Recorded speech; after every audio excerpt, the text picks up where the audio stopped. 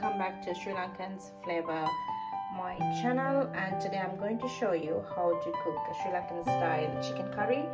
You can see here it's about 400 grams of chicken, nicely prepped.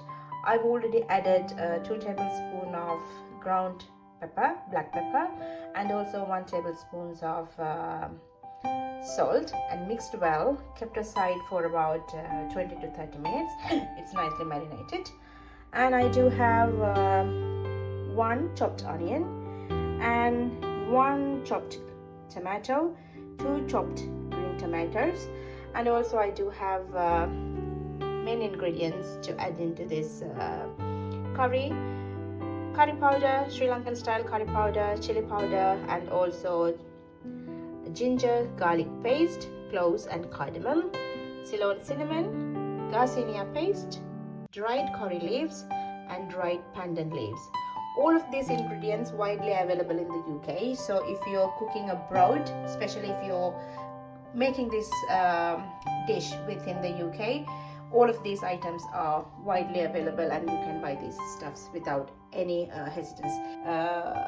Organic virgin coconut oil. This is also available in any grocery shop, any grocery shop within the UK. So these are the main ingredients that I need, or you need, to make this chicken curry. Okay, I'll show you how to get this started.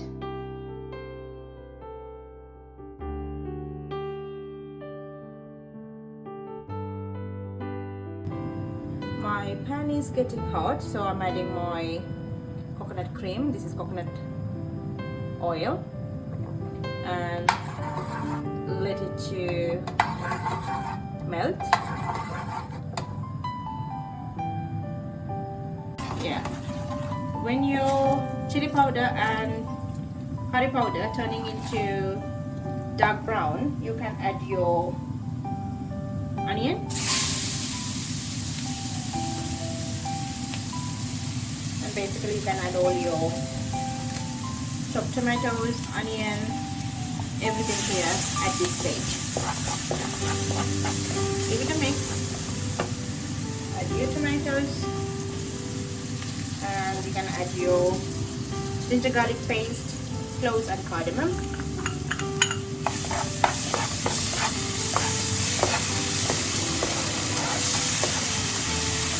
When you're cooking this, you can smell the nice spicy smell now, and then you can add pandan leaves, curry leaves, Ceylon cinnamon, and the garcinia paste. Give it a good mix.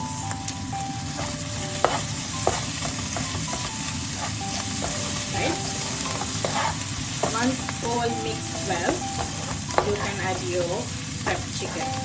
I mentioned earlier, this chicken is already marinated with salt and black pepper, and I kept aside for about 20-30 minutes to absorb all the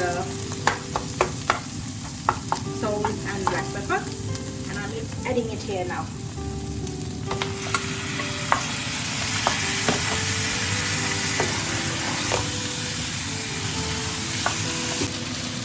Right, you can see it's all nicely mixed and dark brown. I did not add any water or anything, but you can see that it's tiny bit of gravy there. So keep it as it is. You can let it simmer more, and by the time the chicken will also be fully cooked, you can close it off and keep it for about 7-10 minutes. Keep it on the high flame, and after that I'll show you how it comes up. Yeah, I'm gonna check this one after 10-12 minutes. It is properly cooked, and you can see the sizzling sound. And I'd love to have a little bit more gravy, so at this point I'm gonna add 1/4 pint of just water. I would suggest maybe a lukewarm water, because the curry is already piping hot, so you wouldn't want to make up any sort of issues by adding cold water. So better go with lukewarm water, quarter pint of lukewarm water.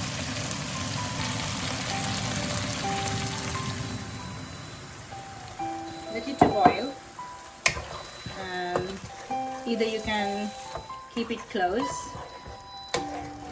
on the lid closed and simmer it for about like another 5-6 minutes, or as even like without even closing this, you can cook your chicken. I'll keep it as it is.